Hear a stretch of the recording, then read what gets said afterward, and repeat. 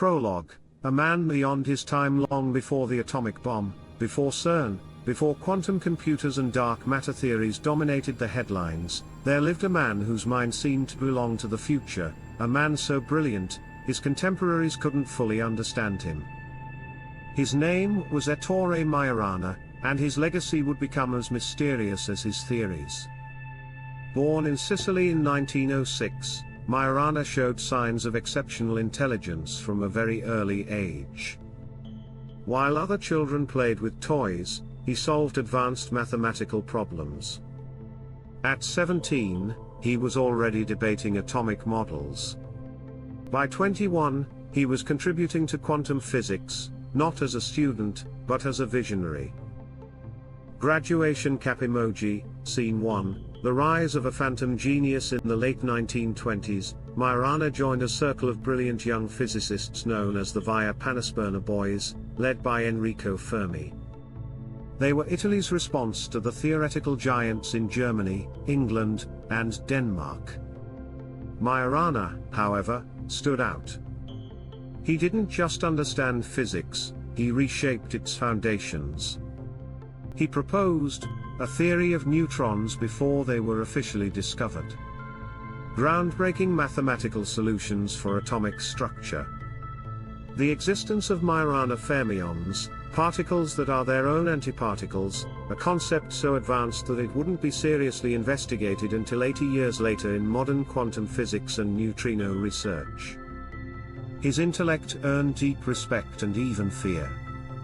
Enrico Fermi, himself a Nobel laureate, once said, "There are students, there are masters, and then there is Majorana." But Majorana was not chasing fame. Scene 2, the genius who walked alone. As his fame grew, Majorana withdrew.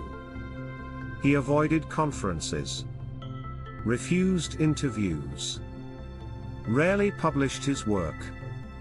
Colleagues reported that he often destroyed his notes before anyone could see them.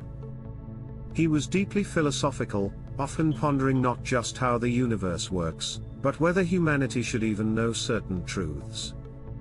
In 1933, at the peak of his academic momentum, he vanished from the public eye for over a year. No one knew why. Some say he had a nervous breakdown. Others believe he was struggling with the moral implications of where nuclear science was heading. When he finally returned, he was changed, quieter, colder, and more detached. Scene 3, March 25, 1938, the day he disappeared. Majorana had recently accepted a prestigious professorship at the University of Naples. But just months after taking the role, something shifted. On March 25, 1938, he boarded a boat from Palermo to Naples. Before leaving, he sent 2 letters, one to his colleague Antonio Chiarelli, stating vaguely, "I have made a decision that was inevitable." Another to his family, "Forgive me for what I am doing. I will remember you until the last moment." Everything pointed to suicide, but then, just hours later, a 3rd telegram was sent, "Don't worry. I've changed my mind. I'm coming back." He never arrived. And from that moment on, Ettore Majorana was gone.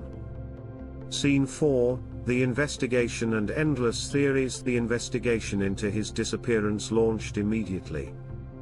But there was no body, no luggage, no ticket confirmation that he had ever left the boat. There was, however, conflicting witness testimony.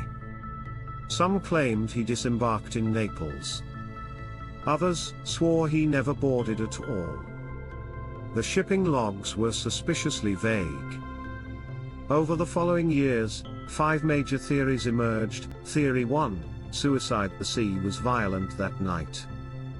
A brilliant man, burdened by his thoughts, perhaps walked to the edge and let himself go. But nobody ever washed ashore.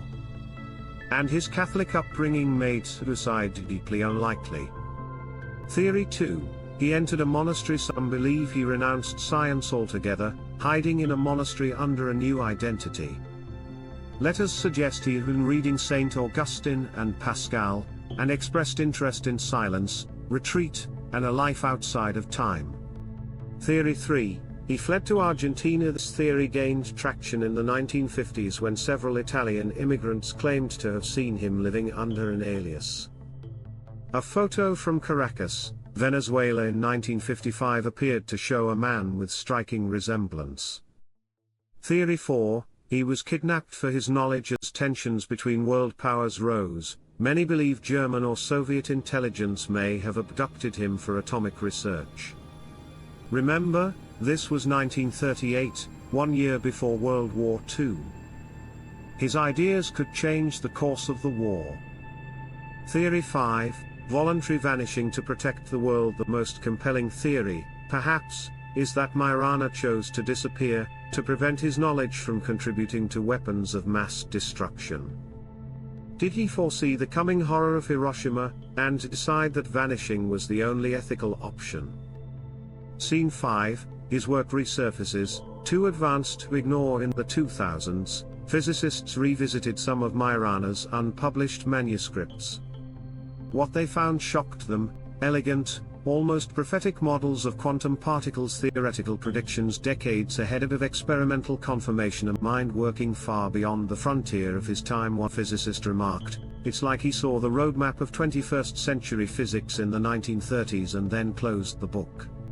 Scene 6, the government reopens the case. In 2011, Italy's Rome prosecutor's office formally reopened the investigation after a credible eyewitness claimed he had met an Italian physicist named Bini living in Venezuela, who spoke like a scholar and resembled Majorana. But again, the trail went cold. To this day, his legal status remains disappeared. Final scene, the ghost of science. Ettore Majorana is more than a man, he is a legend, a question, a silence that echoes through the corridors of science. Was he a tragic genius, crushed under the weight of his own mind? A martyr who chose exile over destruction? Or a man who simply wanted to disappear? We may never know. But his disappearance forces us to ask, what do we do with knowledge so powerful, it could destroy us? In a world obsessed with answers, Majorana remains a haunting reminder that some of the greatest minds leave us only with questions.